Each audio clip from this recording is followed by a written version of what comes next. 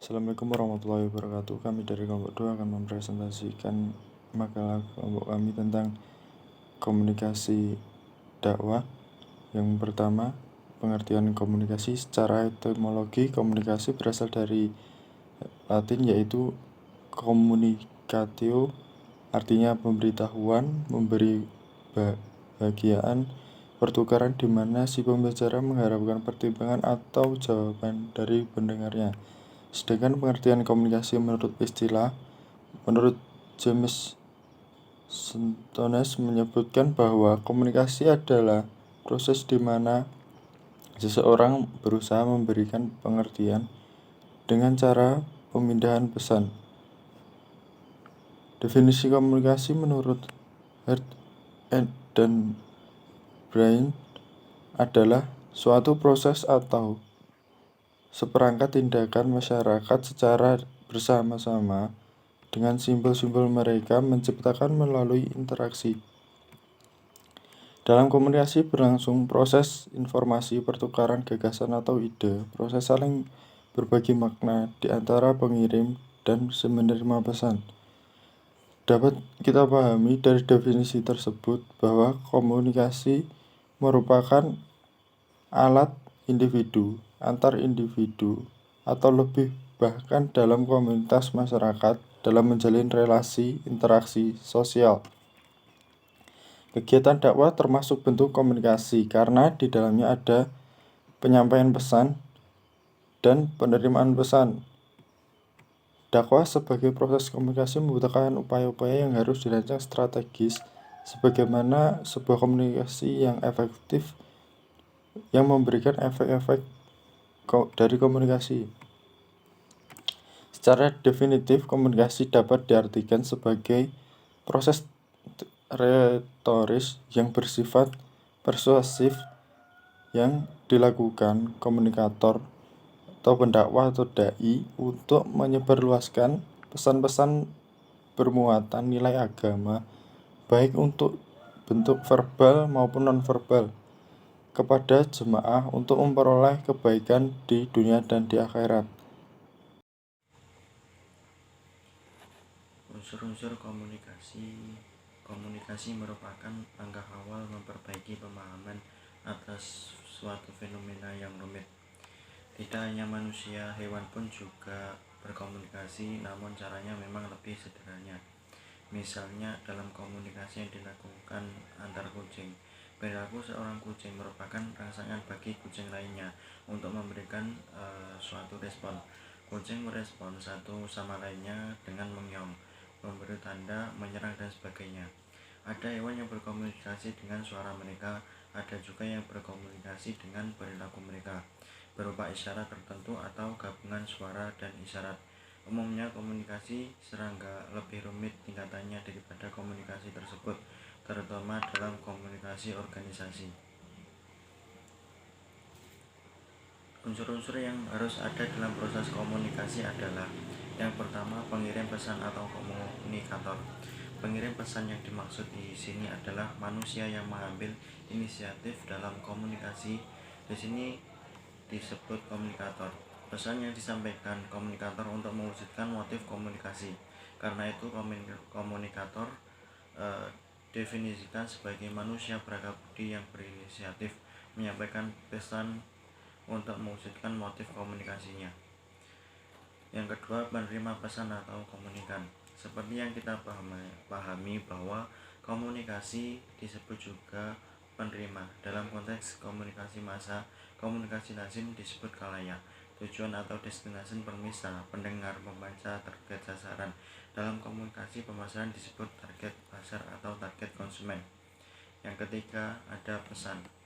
Pesan pada dasarnya bersifat abstrak untuk membuatnya konkret agar dapat dikirim dan diterima oleh komunikasi. Manusia dengan akal budinya menciptakan sejumlah lambang komunikasi yang berupa suara, mimik, gerak-gerik, bahasa lisan, dan bahasa tulisan. Pesan bersifat abstrak.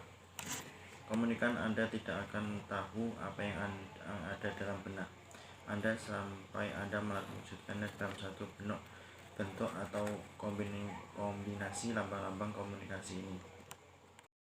Oke, langsung saja melanjutkan materi atau pembahasan materi dari rekan saya.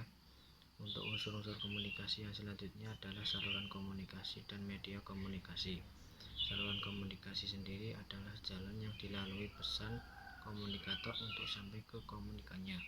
Terdapat dua jalan agar pesan komunikator bisa sampai ke komunikannya, yaitu tanpa media atau non-mediated communication yang berlangsung secara face to face atau tatap muka, atau dengan media. Media yang dimaksud di sini adalah media komunikasi. Media merupakan bentuk jamak dari medium. Medium komunikasi kita artikan sebagai alat perantara yang sengaja dipilih oleh komunikator untuk menghantarkan pesannya agar sampai ke komunikan. Jadi, unsur utama dari media komunikasi adalah pemilihan sekaligus penggunaan alat perantara yang dilakukan oleh komunikator dengan sengaja.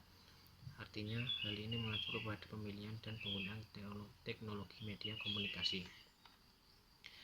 Media komunikasi, jika dilihat dari jumlah target komunikannya, dapat dibedakan atas media massa dan non-media massa. Media massa dilihat dari waktu terbitnya dapat dibedakan atas media massa periodik dan media massa non-periodik. Periodik berarti terbit teratur pada waktu-waktu yang telah ditentukan sebelumnya. Media massa periodik dapat dibedakan atas elektronik, radio, TV, dan non-elektronik atau cetak, surat kabar, majalah. Sedangkan untuk media massa non-periodik dimasukkan pada media massa yang bersifat eventual, tergantung pada event tertentu. Setelah event usai, selesai pula penggunaannya. Untuk unsur yang selanjutnya adalah efek komunikasi. Efek komunikasi di sini kita artikan sebagai pengaruh yang ditimbulkan pesan komunikator dalam diri komunikannya. Terdapat 3 tataran pengaruh dalam diri komunikan, yaitu kognitif atau seseorang menjadi tahu tentang sesuatu.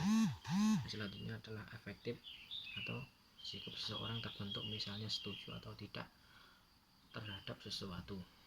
Dan yang selanjutnya adalah konatif atau tingkah laku yang membuat seseorang bertindak melakukan sesuatu. Untuk unsur yang terakhir adalah umpan balik. Umpan balik dapat kita maknai sebagai jawaban komunikan atas pesan komunikator yang disampaikan kepadanya.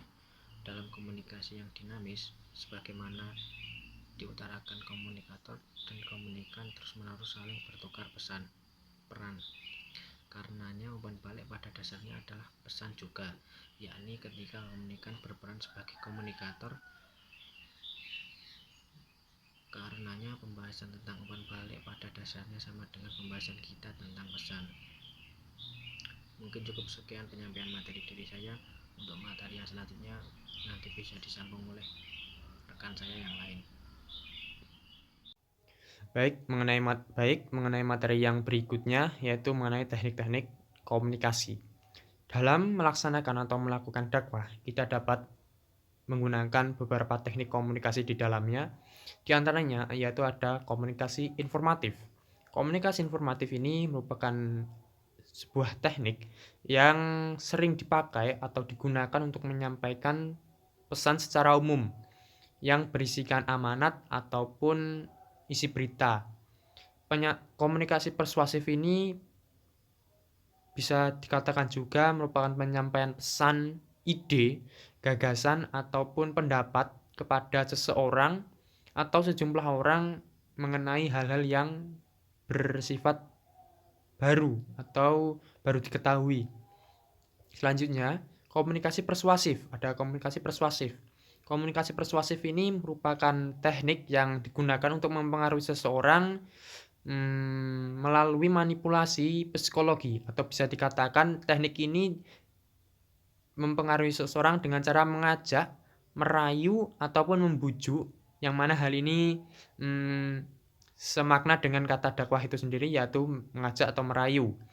Hal ini digunakan untuk mempengaruhi orang lain agar dia mengubah sikap atau perilaku individu atau kelompok.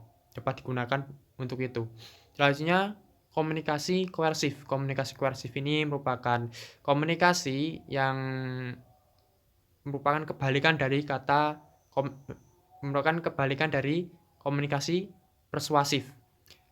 Komunikasi koersif ini merupakan teknik komunikasi yang menekan atau memaksa atau instruksi, yang mana kemampuan ini digunakan untuk mempengaruhi seseorang agar ia dapat menerima pesan atau agar ia itu menerima pesan yang ia sukai maupun yang ia tidak sukai dengan tujuan tercapainya maksud lain atau tujuan yang dikehendaki oleh komunikator.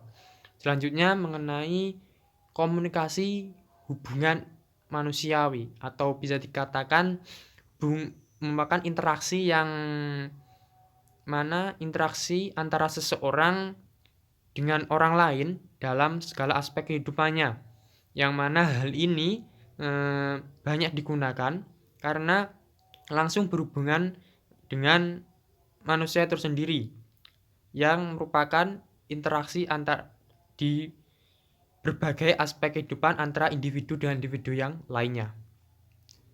Baiklah, selanjutnya ke materi yang berikutnya. D. Prinsip-prinsip komunikasi. Prinsip komunikasi itu seperti halnya fungsi dan definisi dari komunikasi, yaitu mempunyai uraian yang beragam sesuai dengan konsep yang dikembangkan oleh masing-masing pakar. Nah, menurut Deddy Mulyana, PhD, membuat istilah baru yaitu prinsip-prinsip komunikasi. Ada 15 prinsip komunikasi menurut Deddy Mulyana, PhD, yaitu 1. Komunikasi adalah suatu proses simbolik. 2. Setiap perilaku mempunyai potensi komunikasi. 3. Komunikasi mencakup dimensi insi dan hubungan. 4. Komunikasi itu berlangsung dengan berbagai tingkat kesengajaan. 5. Komunikasi terjadi dalam konteks ruang dan waktu. 6. Komunikasi melibatkan prediksi serta komunikasi. Kemudian yang ketujuh, komunikasi adalah paket isyarat. 8. Komunikasi itu bersifat sistemik. 9. Semakin mirip latar belakang sosial budaya, semakin efektif komunikasi. 10. Komunikasi bersifat non-sekuensial. 11. Komunikasi bersifat prosedural, dinamis, dan transaksional. Ke-12, komunikasi adalah proses penyesuaian. 13.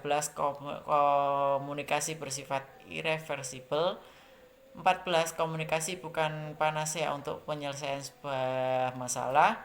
Dan yang ke-15 adalah komunikasi melibatkan transaksi simetris dan komplementer. Berikut adalah presentasi dari kelompok 2 psikologi dakwah. Apabila ada yang ditanyakan bisa ditulis di kolom komentar. Apabila dari kami ada banyak kekurangan, mohon maaf yang sebesar-besarnya. Wallahul muwaffiq ila aqwamit thoriq. Assalamualaikum warahmatullahi wabarakatuh.